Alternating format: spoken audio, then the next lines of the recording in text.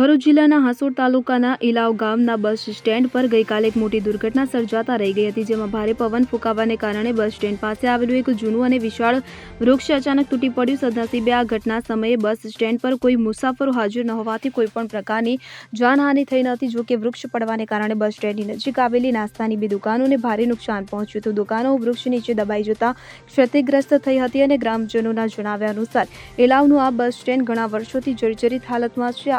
અગાઉ પણ ગ્રામજનો દ્વારા એસટી નિગમમાં રજૂઆતો કરવામાં આવી હતી, પરંતુ હજુ સુધી કોઈ કાર્યવાહી થઈ નથી. આ ઘટના બાદ ગામના લોકોએ બસ સ્ટેન્ડનું તાત્કાલિક ધોરણે સમારકામ અથવા તો નવીનીકરણ કરવાની માંગ કરી ફરી એકવાર ઉઠી છે, જેથી ભવિષ્યમાં આવા કોઈ અકસ્માતને ટાળી શકાય. Bureau report CN24 news. હવે જુઓ દેશ દુનિયાની તમામ ખબરો તમારી આંગળીના ટેરવે. ઉઠાવો મોબાઈલ અને Google Play Store પરથી ડાઉનલોડ કરો અમારી CN24 ન્યૂઝ મોબાઈલ એપ.